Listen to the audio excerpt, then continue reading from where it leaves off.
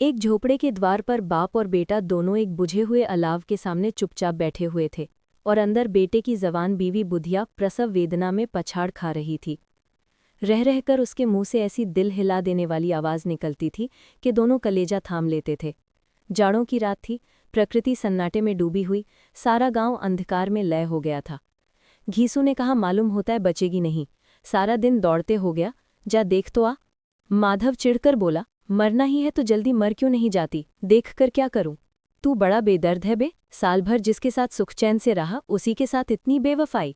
तो मुझसे तो उसका तड़पना और हाथ पांव पटकना नहीं देखा जाता। चमारों का कुनबा था और सारे गांव में बदनाम। घीसू एक दिन काम करता तो 3 दिन आराम करता। माधव इतना कामचोर था कि आध घंटे काम करता तो घंटे भर चिल्लम पीता, इसलिए उन्हें कहीं मजदूरी नहीं मिलती थी। घर में मुट्ठी भर भी अनाज मौजूद हो तो उनके लिए काम करने की कसम थी। जब 2-4 फाके हो जाते तो घीसू पेड़ पर चढ़कर लकड़ियां तोड़ लाता और माधव बाजार से बेच लाता, और जब तक वो पैसे रहते दोनों इधर उधर मारे मारे फिरते। गांव में काम की कमी न थी, किसानों का गांव था, मेहनती आदमी के लिए 50 काम थे। मगर इन दोनों को उसी वक्त बुलाते जब 2 आदमियों से एक का काम पाकर भी संतोष कर लेने के सिवा और कोई चारा न होता। अगर दोनों साधु होते तो उन्हें संतोष और धैर्य के लिए संयम और नियम की बिल्कुल जरूरत न होती। ये तो इनकी प्रकृति थी। विचित्र जीवन था इनका। घर में मिट्टी के 2-4 बर्तन के सिवा कोई संपत्ति नहीं। फटे चीथड़ों से अपनी नग्नता को ढाके हुए जिए जाते थे। संसार की चिंताओं से मुक्त, कर्ज से लदे हुए, गालियां भी खाते, मार भी खाते, मगर कोई डम नहीं। दीन इतनी कि वसूली की बिल्कुल आशा न रहने पर भी लोग इन्हें कुछ न कुछ कर्ज दे देते थे। मटर आलू की फसल में दूसरों के खेतों से मटर या आलू उखाड़ लाते और भून भान कर खा लेते, या 10-5 ऊख उखाड़ लाते और रात को चूसते। घीसू ने इसी आकाश वृत्ति से 60 साल की उम्र काट दी और माधव भी सपूत बेटे की तरह बाप ही के पद चिन्हों पर चल रहा था, बल्कि उसका नाम और भी उजागर कर रहा था। इस वक्त भी दोनों अलाव के सामने बैठकर आलू भून रहे थे, जो कि किसी खेत से खोद रहे थे।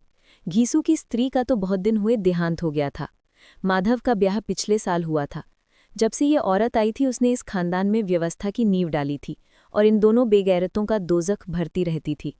जब से वो आई ये दोनों और भी आलसी और आराम तलब हो गए थे, बल्कि कुछ अकड़ने भी लगे थे।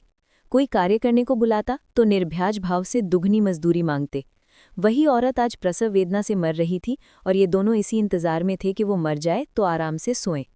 घीसू ने आलू निकालकर छीलते हुए कहा, जाकर देख तो क्या दशा है उसकी, चुड़ैल का फिसाद होगा और क्या, यहाँ तो ओझा भी 1 रुपया मांगता है। माधव को भय था कि वो कोठरी में गया तो घीसू आलूओं का बड़ा भाग साफ कर देगा। बोला, मुझे वहां जाते डर लगता है। डर किस बात का है, मैं तो यहाँ हूं ही। तो तुम ही जाकर देखो ना।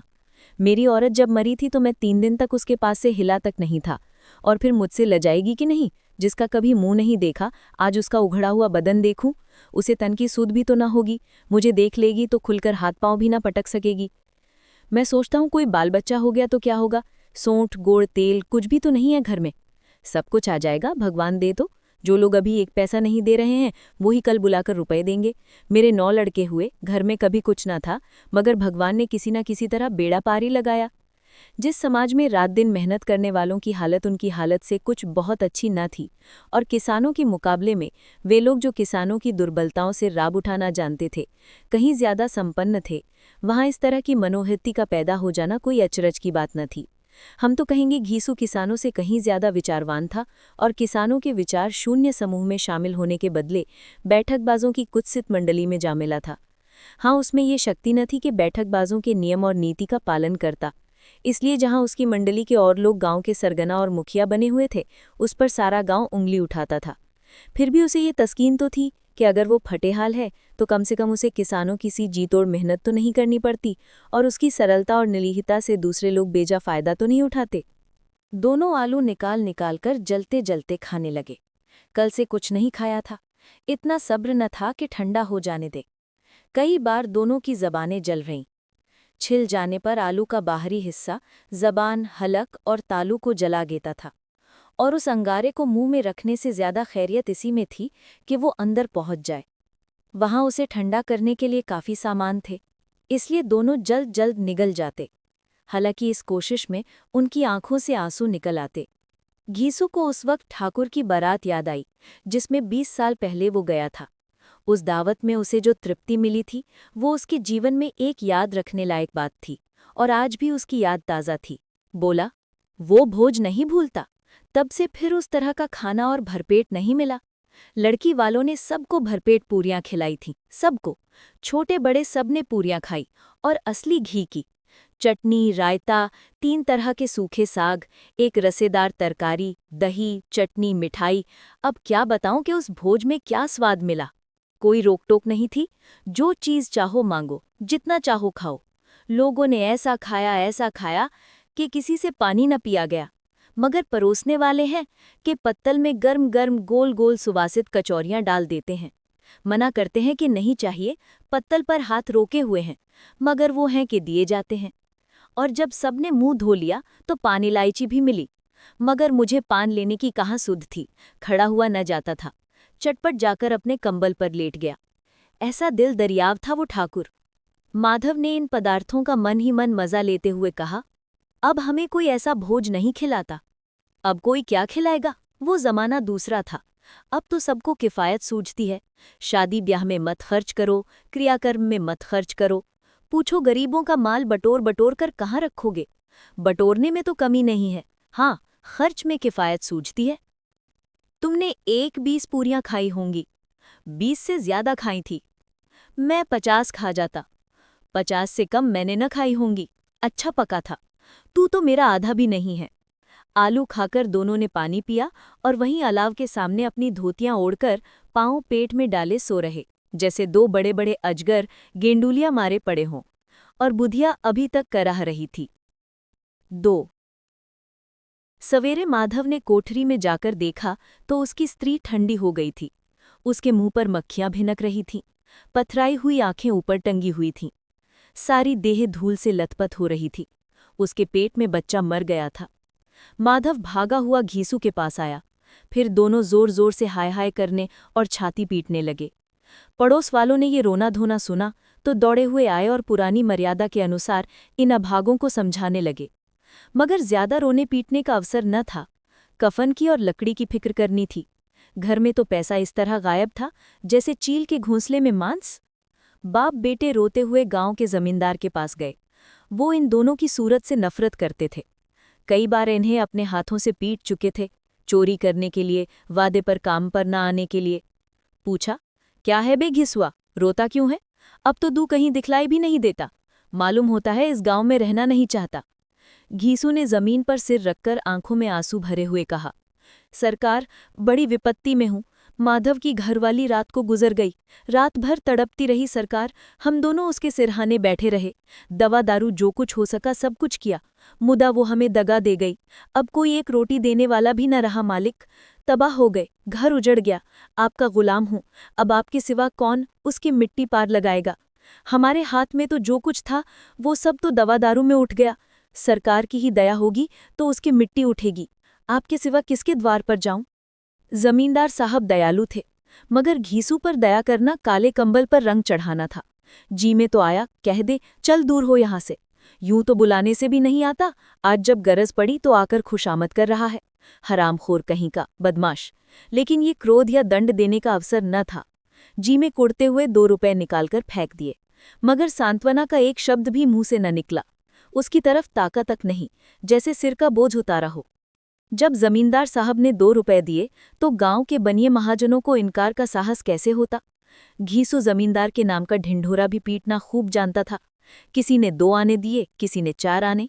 1 घंटे में घीसू के पास 5 रुपए की अच्छी रकम जमा हो गई। कहीं से अनाज मिल गया, कहीं से लकड़ी। और दोपहर को घीसू और माधव बाजार से कफन लाने चले। इधर लोग बांस वांस काटने लगे। गांव की नर्मदिल स्त्रियां आकर लाश देखती थीं और उसकी बेकसी पर 2 बूंद आंसू गिराकर चली जाती थीं। 3 बाजार में पहुंचकर घीसू बोला, लकड़ी तो उसे जलाने भर को मिल गई है, क्यों माधव? हाँ, लकड़ी तो बहुत है, अब कफन चाहिए। तो चलो कोई हल्का सा कफन ले ले। हाँ, और क्या, लाश उठते उठते रात हो जाएगी। रात को कफन कौन देखता है?